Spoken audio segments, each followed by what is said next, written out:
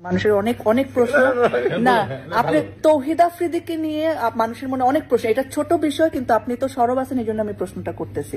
তৌহিদ আফ্রিদি থেকে আপনি টাকা নিছেন কিনা, তার সাথে আপনার কি সম্পর্ক, তার গ্রেফতার নিয়ে আপনি কেন এত সরব? প্রথম কথা হচ্ছে যে তৌহিদ আফ্রিদির কাছ থেকে যদি কেউ প্রমাণ করতে পারে যে ভিপি নূর ধরেন এরকম টাকা পয়সা নিচ্ছে, আমি অন ক্যামেরা চ্যালেঞ্জ করে বললাম যে রাজনীতি ছেড়ে দেবো। সেকেন্ড হচ্ছে মাই টিভির বিষয়ে আমার কথা বলার একটা কারণ হচ্ছে যে আমরা গণ অভ্যুত্থানের পরে দেখেছি কিন্তু বেশ কয়েকটি গণমাধ্যমের সিনিয়র সাংবাদিককে চাকরিচ্যুত করে তাদের পছন্দের লোককে ওখানে বসিয়ে দেওয়া হয়েছে। অনেক গণমাধ্যমের মালিকানা কিন্তু গোপনে গোপনে লিখে নেওয়া হয়েছে। মাই টিভির সাথেও প্রভাবশালী দুটি মহল আসলে তার শেয়ার লিখে নেওয়ার জন্য অনেকদিন ধরে একটা দেন দরবার চালাচ্ছিল। এই খবরটি আমার কাছে এসেছিল কারণ আমার বাসাটা মাই টিভির পেছনেই ওই মহানগর প্রজেক্টে। তো যখন এই তৌহিদ আফ্রিদি কিংবা তার বাবাকে আপনার এই যাত্রাবাড়ি থানার ছাত্র হত্যার মামলায় গ্রেপ্তার করলো, আমার কাছে এখানে দুটো বিষয় থেকে কথা বলার আসলে প্রসঙ্গটা মনে হয়েছে।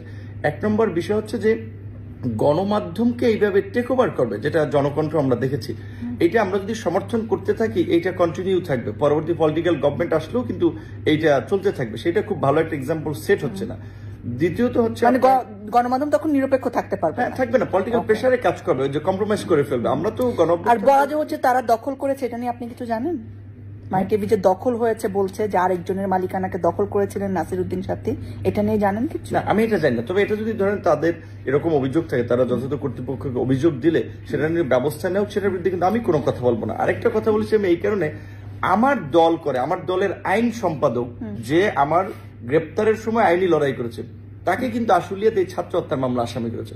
অর্থাৎ এই মামলায় অনেকে যে পলিটিক্যাল মোটিভ থেকে অনেককে জড়িয়েছে সেটা একটা নমুনা। সেকেন্ড হচ্ছে এই তৌহিদ আফ্রিদি বা তার বাবাকে যে ছাত্র হত্যার মামলায় গ্রেপ্তার করলো, এটা তো প্রুফ করতে পারবে না। আমার কথা ছিল তারা যদি আওয়ামী লীগের দোষর হয়ে থাকে, মানে সেটা তো পরে দেখা যাবে প্রুফ করতে পারে কিনা। আপনি কেন এটাকে মানবাধিকার লঙ্ঘন বলছেন? যখন একটা মামলা হয়েছে তখন তো ধরবেই, তাই না? গ্রেফতার করবে না। মামলাগুলো আমরা শুরুর দিকে সরকারি পর্যায়ে আমরা বারবার বলেছিলাম যে ঢালাওভাবে মামলা হওয়ার ফলে এই মামলাগুলো গ্রাউন্ডে মানুষের প্রশ্ন উঠছে, দেশি বিদেশি মানবাধিকার সংগঠন, বিদেশিদের কনসার্ন যে সাংবাদিক, ব্যবসায়ী, গণহারে যাকে তাকে মামলা করছে, এর ফলে কিন্তু প্রকৃত অপরাধীদের বিচার করা কিন্তু মুশকিল হয়ে যাবে। আপনি কেমন জানেন কে প্রকৃত অপরাধী? এটা তো গ্রেফতারের পরে, তদন্তের পরে বোঝা যাবে। তা আপনি যে প্রথমেই বলে দিলেন এটা মানবাধিকার লঙ্ঘন, এটা কেমনে বললেন? আমার তো একটা পলিটিক্যাল লিডার হিসেবে সমাজের চলমান অসঙ্গতি নিয়ে কথা বলাটা আমি মনে করি আমার দায়িত্ব, এবং আমি সেটা করি। যেমন আমি বলছি যে আগে এই সরকারের দুর্নীতি দুঃশাসন দূর করার জন্য আগে সরকারি অফিস আদালতকে দুর্নীতি মুক্ত করতে হবে। তার জন্য সরকারি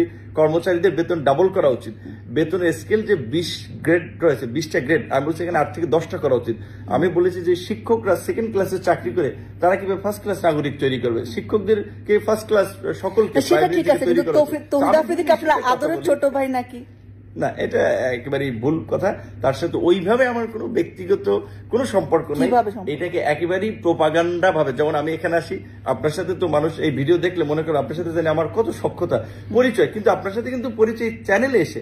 ঠিক একইভাবে আমার বিভিন্ন চ্যানেলে গেলে আসলে এই প্রোগ্রামের মধ্য দিয়ে অনেকের সাথে পরিচিত হয়। তৌহিদ আফ্রিদির প্রোগ্রামে গেছিলেন? মাই টিভির অনেক টক শোতে আমি গেছি, সেখানে তার সাথে কিংবা তার বাবার সাথে মালিক হিসেবে ওই সাথে পরিচয়। হ্যাঁ, অনেকের সাথে তো বিভিন্ন হাউসে গেলে। আপনার সাথে নাকি অন্যদের ফোনে কথা বলা, দেখো আগামী প্রধানমন্ত্রী আমার ভাই। এইটা আসলে ওই ছেলেটা ছিল আরেকটা ছাত্রলীগের, মানে বোধহয় ডেমরা থানার একটা নেতা। এখন হচ্ছে কি আরেকটা বিষয় হচ্ছে আমাদের এই সময় আসলে একজনকে বিতর্কিত করার জন্য অনেকেই পেছনে লেগেছে। বিশেষ করে একটা জিনিস দেখেন, এই গণ অভ্যুত্থানের পরে গণ অভ্যুত্থানের পরিচিত ফেস হিসেবে অনেকেই কিন্তু নিয়োগ, তদবির, টেন্ডার নানা কারণে বিতর্কিত। সেটা আমার বিরুদ্ধে কিন্তু এই 1 বছর একটা সুস্পষ্ট অভিযোগ কেউ করতে পারে। আপনাকে বলে বিকাশ নূর ঈর্ষান্বিত হয়েও কিন্তু এখন আমার বিরুদ্ধে কিন্তু অনেকে এই ধরনের নানান ধরনের প্রোপাগান্ডা ছড়াচ্ছে, বিতর্কিত করার চেষ্টা করছে। বাট আমি তো অলওয়েজ যে কোনো চ্যালেঞ্জকে অ্যাকসেপ্ট করি, যে আসেন আপনার কাছে কার কি তথ্য প্রমাণ আছে আমি ফেস করবো, বিকজ আই এম ক্লিয়ার, যে কারণে আমি শক্ত স্ট্যান্ড নিয়ে থাকি যে কোনো ইস্যুতে। Thanks for talking with us. Thank you.